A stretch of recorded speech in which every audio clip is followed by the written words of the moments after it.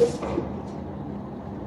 morning to the Honorable Government, Opposition Team and respected audience. I am the judge for today's debate. The motion for today's debate is this House support a minimum CGPA of 3.5 requirement for all programs. This motion discusses whether every academic program should require students to maintain a minimum CGPA of 3.5. The government team will argue in favor of this motion, while the opposition team will argue against it. I will evaluate both teams based on the clarity and strength of their arguments, the quality of their reasoning, their rebuttals, teamwork, and their overall presentation. I will remain fair and impartial throughout the debate. Now, I would like to invite the first speaker from the government team to deliver their opening speech. Assalamualaikum and warm greeting. So, I stand firmly in support of the motion that maintaining a minimum CGPA of 3.50 demonstrate academic excellence and ensure students remain eligible for scholarship, sponsorship and academic recognition. So my first argument is that a CGPA of 3.5 reflect a consistent academic excellence. So excellence does not mean an achieve perfect result in a single examination. Rather, it is a student's ability to maintain good performance throughout their period of study. Students who can maintain a CGPA of at least 3.5 demonstrate discipline, commitment, good time management, and their determination to success. So, this quality proves that they have truly mastered their studies, not merely relying on luck. So, my second argument is there is a minimum CGPA of 3.5 serve as a key requirement for secure scholarship and sponsorship. So, most higher education institutions, government agencies and private companies stipulate specific academic criteria before offer financial aids to students. By maintaining a CGPA of 3.5, students could continue their studying without a burden of financial difficulties. Conversely, failing to meet this requirement puts them at a risk of losing the scholarship or sponsorship that are crucial for covering tuition fee and living expenses.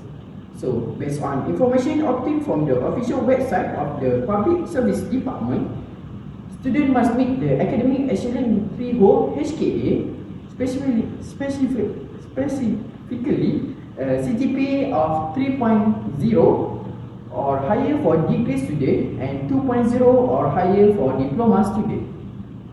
So, however, if a student's CGPA falls below the established HKA for 2 consecutive semesters, their sponsorship will be terminated.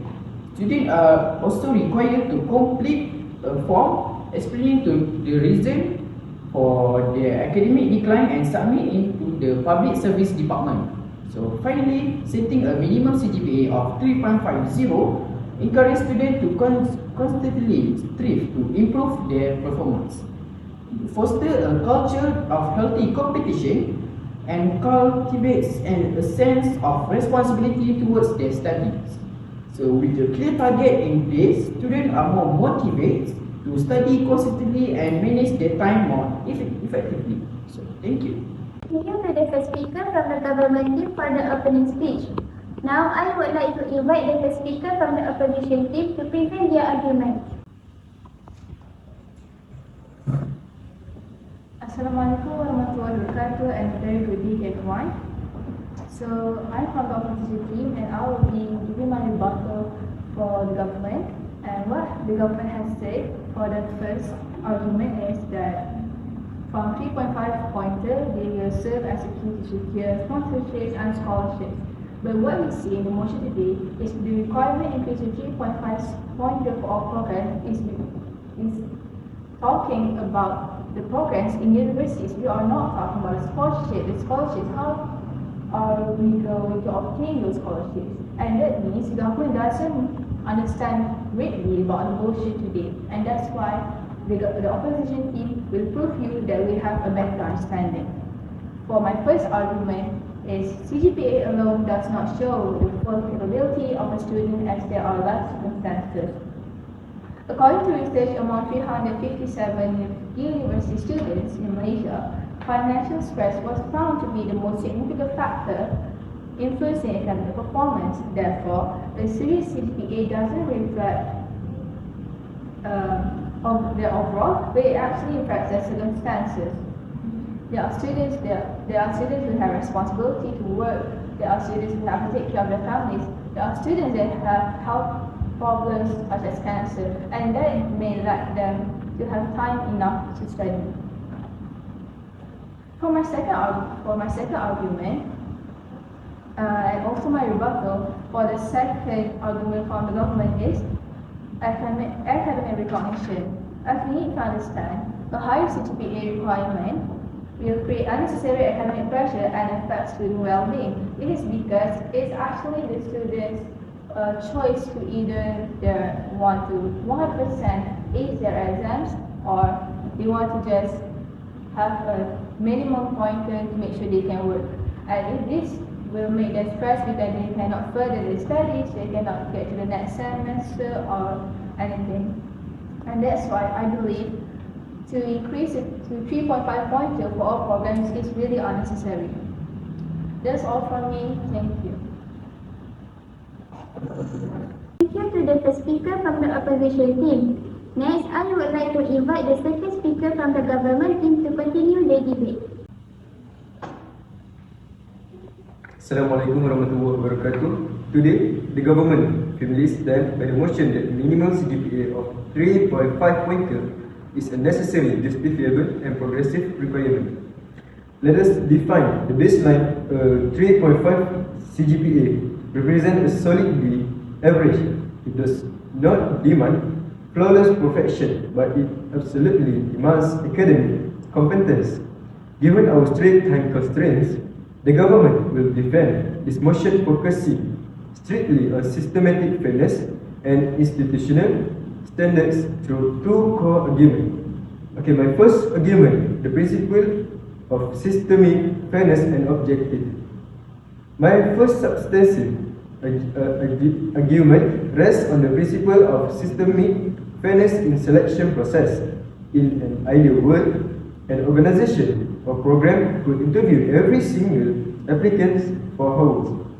But in reality, when institutions face an overwhelming, massive volume of application, we need an objective, transparent and bias-free screening tool. A 3.5, the host provides exactly that. It removes subjective human favoritism, chronism, and nepotism from the selection equation. This requirement ensures that the process is strictly merit-based, rewarding individuals who have proven their intellectual capacity across their studies, creating a level and fair playing field for all applicants. Now we are moving for the argument number 2, quality control and safeguarding program standards. Secondly, we must address the critical need to safeguard the quality, standards, and reputation of the program or organization. Setting a minimum CGPA of 3.5 acts as an essential quality control measure. In today's highly competitive landscape, maintaining high standards is vital profession. It's vital because habits formed in the classroom translate directly into professional ethics in the real world. Students who hold a 3.5 CGPA or higher possesses a significantly stronger academic foundation. This directly translates to higher employability and guarantees that an organization select candidates who are genuinely equipped to handle high-level responsibility without requiring constant and heavy supervision. Honorable judges, setting a 3.5 CGPA minimum is not an easier barrier designed to exclude students. Rather, it promotes a fair selection environment, upholds institutional excellence, and guarantees that only the most capable and committed candidates are chosen. For this reason, the government stands and the motion was passed. Thank you. Thank you to the second speaker from the government team. Finally, I would like to invite the second speaker from the opposition team to deliver the final speech. and very good for everyone. So now I'm the speaker of position. So as a opposition, I respectfully disagree about the first agreement from government, which is the principle of systematic fairness and objectivity. Which is many students have lower CGPA because they have work part-time, support their families, or face financial and personal challenges. So their grades do not reflect their true ability or potential. So based on major companies such as Google, Apple, and Tesla have moved away from relying heavily on degree classification or GPA for many positions. So they more focus on skills and also experience.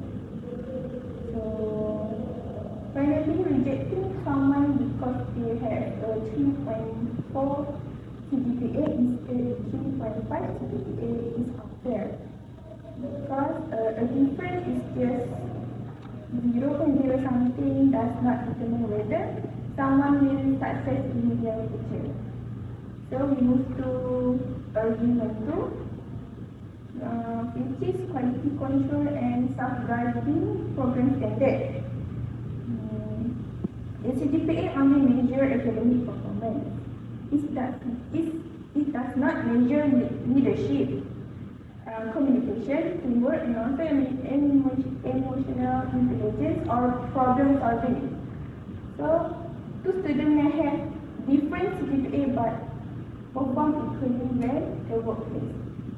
So, according to the World Economic Forum, future job report, employers increasingly value skills such as analytical thinking, communication, and adaptability by over academic results.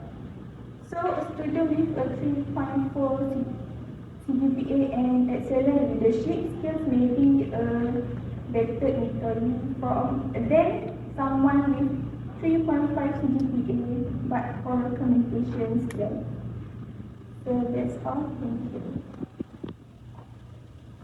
Thank you to the second speaker from the opposition team for delivering the final speech. I would like to thank both the government and opposition team for presenting your arguments throughout to this debate. After carefully evaluating the debate based on the strength of the argument, the quality of the evidence, the effectiveness of the rebuttals, and the overall presentation, I have completed my evaluation. Both teams have demonstrated critical thinking, confidence, and good teamwork throughout the debate. Thank you for your effort and participation.